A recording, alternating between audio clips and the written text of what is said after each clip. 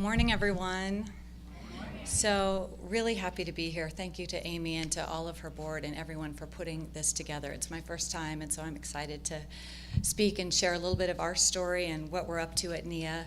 And so my story, and it's super interesting, Darren and I panel a lot together, and every time I learn something new about him, and the story I'm going to tell is,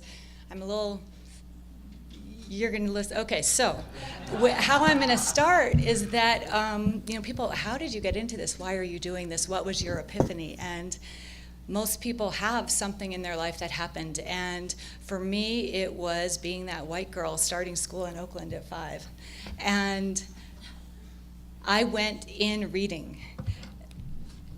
I'm not sure really how I learned to read, but I knew that I knew how to read before I went to school. And as a white girl, they gave me these beautiful books. I had these circus books, and I remember the pictures and the colors and the text, and it was all very exciting.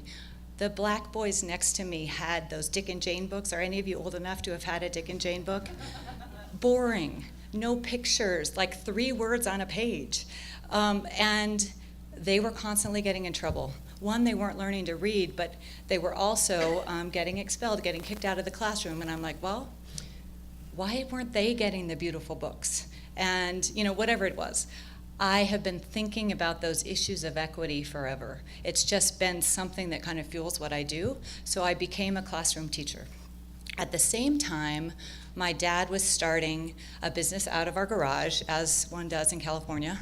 And so a trading firm and in an effort to connect with my dad, I was always involved with the trading firm. And so since 14, I've been learning how to buy low and sell high as often as possible each day in high-frequency trading, and really immersed in the capital markets, and yet wanting to make a difference in the world. So fast forward, I've been able to meld both of my worlds. So I've been teaching, and then I'm also looking at how can we bring issues and lenses of justice to the financial and our capital markets.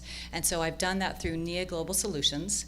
And the backstory to that is that when we ended up selling that company that we started in the garage to Goldman Sachs, for the first time ever, we had actually more money than we needed. And so we started a family foundation.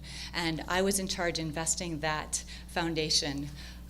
Never knew anything about an investment. I was really looking at the grant side and how could we be most effective as far as looking at really root causes, getting to be super effective and efficient with our dollars.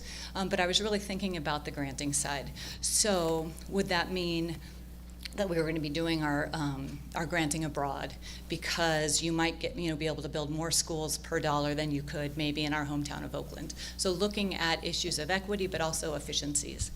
At that time, I went to a conference, and this was in 2007, and it was the Global Philanthropy Forum, for those of you that have been, and it was my very first conference in philanthropy, thinking that I would learn, again, about root causes and about efficiency. And there was this panel on the 2%. And so some of you have heard me say this, that there were the big foundations, there was the Ford Foundation and some of the other big ones, basically arguing on stage of whether you could commit 2% of your endowment towards your mission and your goals. And I'm in the back of the room, it's my first conference, I don't know anyone, and I'm raising my hand going, 2%? Why 2%? Could it be 100%? And it was all white men. Nobody called on me. So I left the conference. But the bee, in the bonnet, and the light bulb had gone off, and I was ready to do this. So in 2007, we took our foundation endowment and we moved it to 100% impact investing. And we did that by identifying 7 community banks that were all doing awesome work. So everything from financial literacy, entrepreneurs in our communities, businesses for people of color. So I was really excited about that, a little nervous. I'd never been in charge of a multi-million-dollar endowment before, but it felt right. And in 2008, that was a really fun place to be. U.S. foundations were down 28%, and by that time I was up about 2%. So all to say that the instincts and then the markets. Had the markets been going a different way, I might have, this path might have been different, the story might have been different.